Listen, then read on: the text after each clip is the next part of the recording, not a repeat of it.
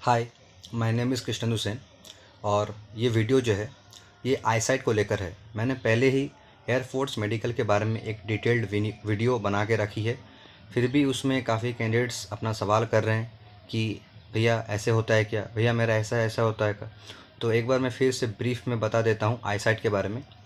Eyesight में आपका 3 test होती है, एक नियर विज़न, एक आपका दूर की विज़न, एक आपकी कलर विज़न, मतलब कलर ब्लाइंडनेस है या नहीं। ठीक है, तो अब मैं नोटिफिकेशन में जो है उसको पढ़ के मैं आपको बताता हूँ और समझाता हूँ उसे क्लियरली। ठीक है, अब जो आईसाइट मांगी गई है नोटिफिकेशन के हिसाब से वो है आपकी 6/12। ठीक है, और करेक्टेड विज़न आपकी 6/6 की होनी चाहिए, ये है।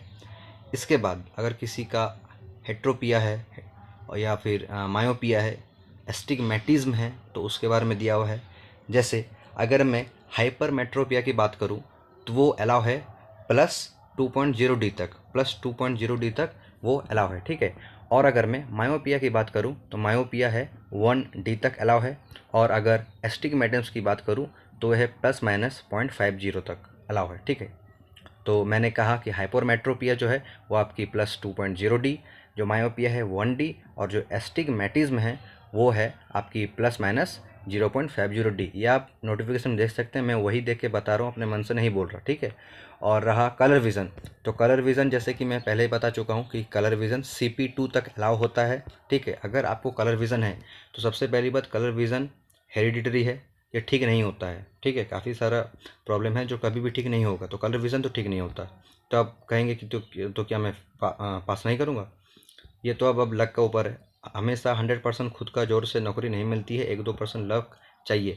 आप कर सकते हैं क्या कि आप गूगल से कलर विज़न की काफ़ी सारे पेज डाउनलोड करके उसे पढ़ सकते हैं, या फिर किताब होती है वो पढ़ सकते हैं। इससे अगर कुछ भी हेल्प हो तो हो सकती है। ठीक है, और इसके बाद जो इम्पोर्टेंट यहाँ पर दी गई है, 2 चीज़ दी गई है नोटिफिकेशन में, आप पढ़ सकते हैं कि कोमियल सर्जरी यानी कि जो PRK और लैसिक होती है वो एक्सेप्टेबल नहीं है।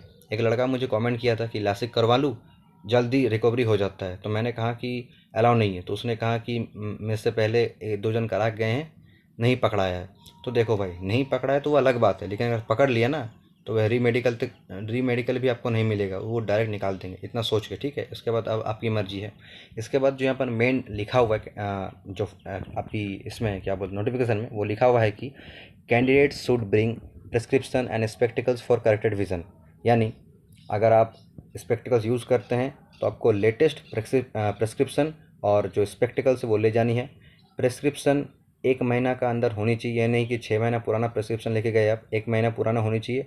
और उसमें आपको ऑप्थेल्मोलॉजिस्ट यानी कि जो आंखों का डॉक्टर है, आंख का डॉक्टर जो है, उसका रजिस्ट्रेशन नंबर, स्टैम्प और सिग्नेचर और डेट ऑफ प्रेस्क्रिप्शन वहाँ पर लिखा रहना जरूरी है। मैं फिर से बता रहा हूँ, registration number, stamp, signature and date of prescription लिखा रहना ज़रूरी है। तो आप जब भी किसी हॉस्पिटल में या फिर वैसे प्राइवेट डॉक्टर को भी अगर दिखाएंगे आप जाके, तो उन्हें कह दीजिएगा कि भाई साहब ये सब हमें लिख के दे, क्योंकि ये वो वहाँ देखेगा।